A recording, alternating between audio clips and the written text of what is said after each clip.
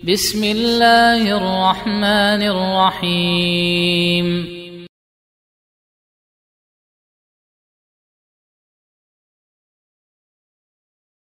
Kita akan melanjutkan pembahasan kitab Tauhid yang kita ringkas dari penjelasan Fadilatul Syekh Al-Allamah Profesor Dr.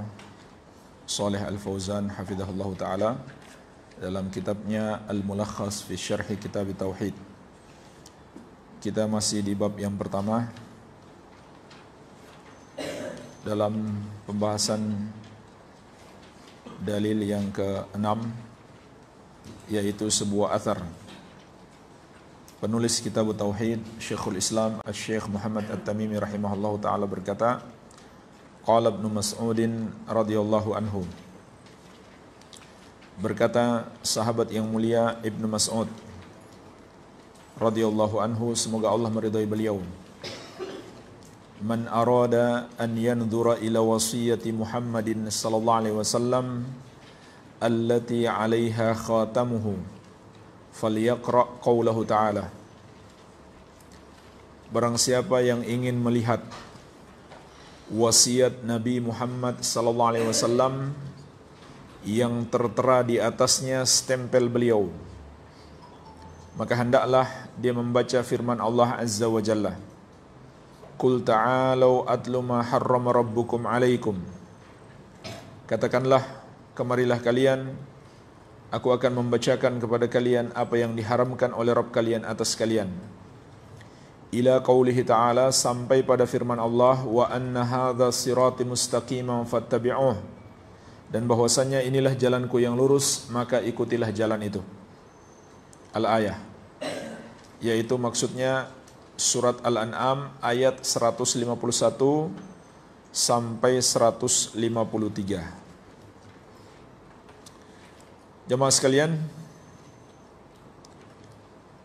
inilah sebuah athar dari Ibnu Mas'ud radhiyallahu anhu yang menerangkan tentang 3 ayat yang sudah kita bahas di pertemuan sebelumnya. 3 ayat yang terdapat padanya 10 wasiat. Surat Al-An'am 151, 152 dan 153. Di dalamnya terdapat 10 wasiat. Itu sudah kita bahas dalam pertemuan sebelumnya. Maka di sini ada sebuah athar yang menerangkan tentang betapa agungnya 10 wasiat tersebut, yaitu dari sahabat yang mulia Ibnu Mas'ud radhiyallahu anhu. Syekh Shalih Al-Fauzan hafizahullah menyebutkan dalam athar ini ada 3 pelajaran. Yang pertama, ahammiyatu hadhil wasaya al-'ashr. Pentingnya 10 wasiat ini. Pentingnya 10 wasiat yang terdapat dalam surat Al-An'am ayat 151 sampai 153. Dan sudah kita bahas bahwasannya 10 wasiat tersebut adalah ajaran-ajaran agama yang paling penting. Dan yang paling pentingnya adalah nomor 1, yaitu mentauhidkan Allah dan tidak mempersekutukannya dengan sesuatu apapun. Kemudian penutupannya, yaitu berpegang teguh dengan sunnah Nabi Muhammad sallallahu alaihi wasallam. Jadi 10 wasiat dimulai dengan perintah bertauhid, ditutup dengan berpegang teguh dengan sunnah Nabi Muhammad sallallahu alaihi wasallam. Pelajaran yang kedua, anna Rasul sallallahu alaihi wasallam yusi bima awsa bihillahu. Bahwasannya Rasulullah sallallahu alaihi wasallam berwasiat dengan apa yang Allah wasiatkan. Fa kullu wasiyatillahi fahiya wasiyatun li rasulih sallallahu alaihi wasallam. Maka setiap wasiat Allah itu juga wasiat Rasulullah sallallahu alaihi wasallam. Ini pelajaran yang kedua. Bahwasanya 10 wasiat Allah ini itu juga wasiat Nabi Muhammad sallallahu alaihi wasallam. Dan ini adalah pemahaman Ibnu Mas'ud radhiyallahu anhu. Adapun ucapan beliau, siapa yang ingin melihat wasiat Nabi sallallahu alaihi wasallam yang tertera di atasnya stempel beliau, itu hanya sebuah kata atau kalimat kiasan. Jadi tidak betul-betul ada. Tidak betul-betul ada sebuah kertas yang ada stempel Nabi SAW, tidak.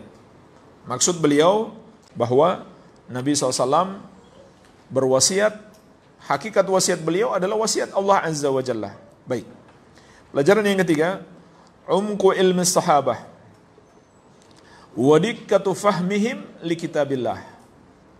Kedalaman ilmunya para sahabat dan kedetailan pemahaman mereka terhadap kitab Allah Azza wa Jalla.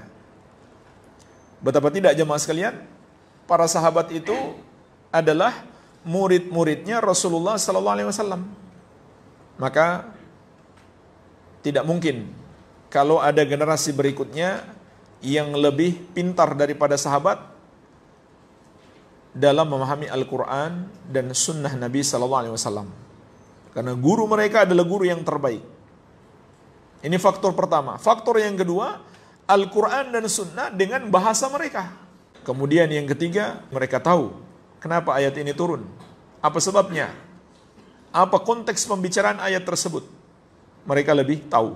Ini semua faktor-faktor yang menunjukkan para sahabat pasti lebih tahu daripada kita tentang ayat-ayat Al-Quran, bagaimana memahaminya, bagaimana tafsirnya, begitu pula hadis-hadis Nabi Muhammad SAW. Oleh karena itu, athar ini juga merupakan dalil yang menunjukkan kewajiban berpegang teguh dengan manhajus salaf di dalam memahami Al-Quran dan sunnah Nabi Muhammad SAW.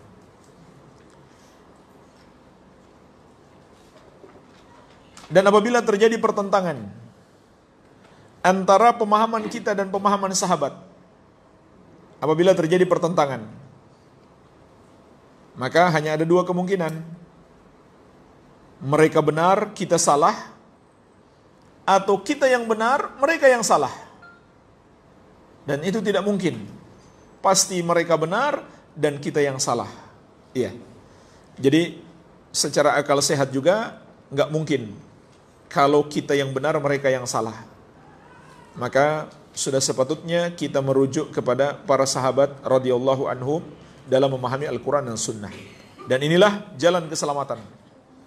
Barang siapa berpaling dari jalan ini, dia akan tersesat. Dia pasti tersesat. Iya. Kemudian di catatan kaki ada sebuah hadis juga yang terkait dengan ayat ini. Wa an Ibnu Mas'udin radhiyallahu anhu qala. Hadis ini juga dari Ibnu Mas'ud. Semoga Allah meridhai beliau, ia berkata, "Khatta lana Rasulullah sallallahu alaihi wasallam khattan." Rasulullah sallallahu alaihi wasallam membuat untuk kami sebuah garis lurus.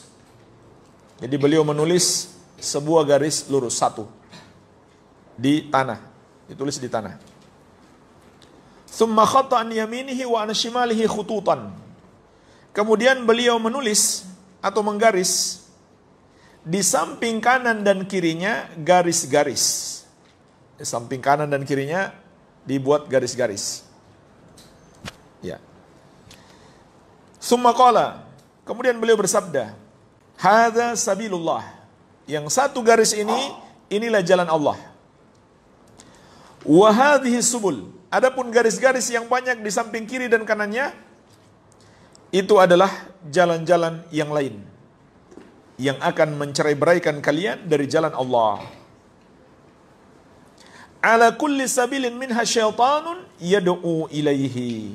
Kemudian beliau memperingatkan, di setiap jalan itu ada setan yang mengajak kepadanya.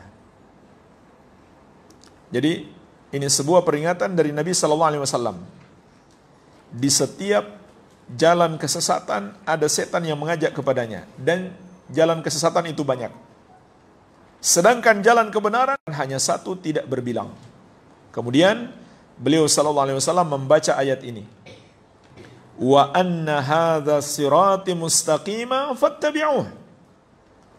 Dan bahwasannya inilah jalanku yang lurus, maka ikutilah jalan itu. Wala tattabi'us subula. Dan jangan kalian mengikuti as-subul, jalan-jalan yang lain. Fatafarraqa bikum an sabilih. Karena itu akan mencerai-beraikan kalian dari jalan Allah Azza wa Jalla. Tafsir Al-Imam Mujahid. As-Subul. Bid'ah wa syubhat. Jamaah sekalian, jadi ayat ini Surat Al-An'am ayat 153 menjelaskan kepada kita sebab perpecahan umat dan solusinya. Kenapa umat berpecah? Karena munculnya bid'ah di dalam agama. Allah sendiri yang menjelaskan kepada kita. Lalu apa solusinya? Mengikuti satu jalan, kembali kepada satu jalan, yaitu jalannya Rasulullah sallallahu alaihi wasallam. Oleh karena itu, ayat ini juga memberi pelajaran kepada kita bahwa persatuan yang hakiki adalah bukan sekedar kita berkumpul bersama. Tapi persatuan yang diinginkan dalam syariat adalah bersatu di atas sunnah, meninggalkan bid'ah-bid'ah. Makanya Ibnu Mas'ud radhiyallahu anhu berkata, al-jama'atu ma wafaqal haqqa wa in kunta wahdak. Berjamaah itu artinya yang sesuai dengan kebenaran walaupun engkau seorang diri. Jadi, seorang diri mengikuti kebenaran, dia disebut berjamaah. Banyak orang berkumpul bersama, tapi mengikuti kesesatan, mereka disebut berpecah belah. Walaupun kelihatannya mereka satu. Misalkan satu organisasi, semuanya punya kartu anggota yang sama. Atau mereka melakukan aksi bersama. Tapi mereka memiliki penyimpangan-penyimpangan dan kesesatan. Maka mereka disebut orang yang berpecah belah dalam agama. Walaupun mereka secara zahir nampak bersatu. Dan itulah persatuan orang-orang Yahudi yang Allah sebutkan dalam Al-Quran. Tahsabuhum jami'aw wa qulubuhum syatta. Kamu sangka mereka itu satu, padahal hati mereka berpecah belah. Iya. Jadi bukan persatuan seperti itu yang diinginkan dalam Islam, tapi bersatu di atas kebenaran.